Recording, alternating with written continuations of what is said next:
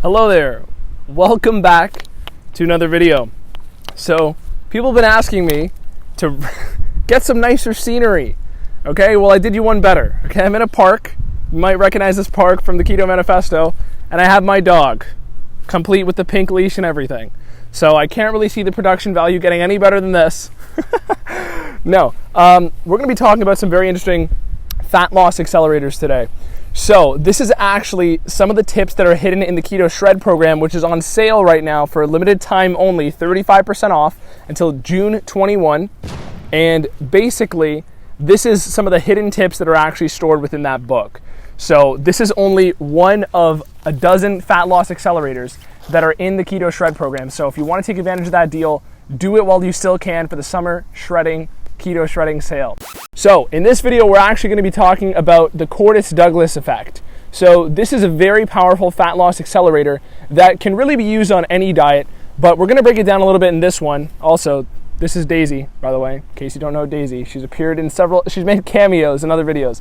And I hope you like my funky dad at a cookout sunglasses. So, what is the Courtice Douglas effect? Sit. Come on. Caesar Milan over here. What is the Courtice Douglas effect? This is an effect that has been documented since the 1930s. This is basically when your body starts to oxidize and create more ketones post-workout. So this happens independent of any dieting regime you're following. So it doesn't matter if the diet's ketogenic or not, your body is going to produce more ketones post-workout.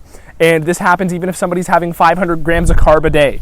Okay, this is a survival and adaptive mechanism that your body uses because it would actually help you to stick around longer if you had an unsuccessful hunt, if you, in evolutionary times, basically didn't get sustenance post-workout. So essentially, you can manipulate this and put it into practical application if you exercise and then do not eat afterwards. Now, I'm not telling you to be a zealot and to torture yourself, but at the end of the day, if you do an exercise session and then you don't eat right after, or you can at least maximize the amount of time post-workout before your next meal, then what's going to happen is you are basically going to... What are you doing over there? You're basically going to accelerate how much body fat you're actually burning because you're putting an endogenous burden on your body to produce ketones. So all the ketones that you do produce post-workout are going to come from body fat. So, or from food you just ate, but either way you're going to be running through stores of fat that you would have used otherwise. So, Courtice Douglas. The name came from the scientists who actually discovered this effect, but it's been known for almost 100 years. Why does nobody talk about it? Well, many people ignore this because in general, keto is ignored in a lot of sports science, it's ignored in a lot of athletic fields, in a lot of dieting fields. It doesn't get the attention that it deserves. But in reality, this is part of the reason why so many athletes are in the best shape. This is why so many top athletes can perform in the last few minutes of a game, and they also happen to be in fantastic shape. So LeBron James, Cristiano Ronaldo, okay, you see them at the end of the game, they're always hitting the game winners. Kobe Bryant used to do 1,000 practice shots before his workouts, before his training sessions, and that would probably burn out his glucose before going into training. So this guy was basically running on some ketones in some capacity every single game, every single training session. So this is, of course, what makes a top athlete better. Whoa, whoa, whoa, get over here. So basically, when we're talking about how to apply this for extra fat loss, this is a game changer. And that's what you have to leave this video knowing. You have to leave this video knowing that by delaying the amount of time you eat post-workout, you will burn more body fat. And specifically, you will mobilize more body fat because there's a difference between burning and mobilizing fat. So oftentimes when you see people on those keto studies where they say they burn more body fat, but the weight loss is comparable between both groups, it all comes down to the demand that you're putting on your body to mobilize fat. So this is something that many people overlook when it comes to weight loss because they only look at burning of fat in keto groups. They don't look at the actual mobilization, and that is dictated by the demand you're putting on your body. So your body is still subject to the laws of supply and demand.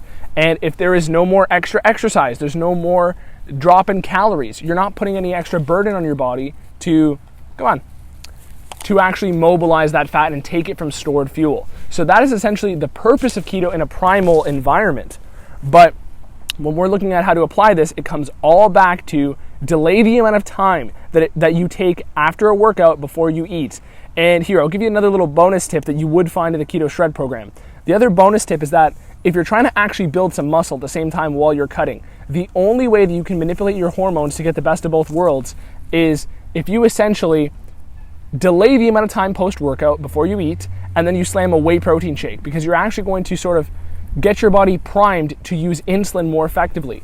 So essentially what happens is when you train, especially in a fasted state, the glucose transporters in your cell are going to be primed to uptake insulin and therefore amino acids and glucose. So when you actually do consume food, especially a super insulinogenic protein source like whey, basically the quickest digesting protein source out there, you're going to almost super compensate the amount of amino acids and glucose that you can actually fit into muscles. So this is very well known. Glycogen supercompensation is very well known. Bodybuilders all know it. They do it before show day. But at the end of the day, when we're talking about how to actually integrate this into your life, that is the purpose of whey. The purpose of whey is to have a super insulin response. It's not simply to be a protein replacement. And the timing of whey protein consumption matters. So again, you're gonna learn so much more about that in the Keto Shred program. And in my opinion, it's the best piece of work I could have put out to actually help you get in completely better shape in such a short amount of time. Okay, so that includes burning body fat and building muscle at the same time, because this is, again, something that's been documented for decades. Okay, we have Vince Gironda, the golden era bodybuilders, who would have, the steak and eggs diet, and they would notice after an amount of time, probably when they got keto adapted, they would start to build muscle. So again, this is where we're talking about handling both of your goals at the same time, and that's what I believe the Keto Shred program is going to deliver for you. But that being said, this is the video on the Courtice-Douglas effect. It is the fat burning effect that occurs post-workout once you delay eating after an exercise. So again, that does not have to be keto food only. Your body will make ketones post-workout regardless of any diet you do. Regardless of any diet you do, your body's going to make more ketones while you sleep. Okay, ketogenesis is a natural part of life, and people overlook that. And that is one of the problems with a lot of the, calorie bro diet, if it's your macro approaches, because they ignore the fact that ketogenesis is a regular part of life. And it is, in my opinion, and from my own conjecture, the way that our ancestors were meant to live at least some part of every year. Okay, unless you lived close to the equator, you weren't getting fruits every single day. And even if you did live over there, the fruits supply would not be abundant, okay? There would be differences in ripeness. You wouldn't be able to get them all the time. And essentially, sugar was scarce for at least half of the year, and your body was meant to be in ketosis.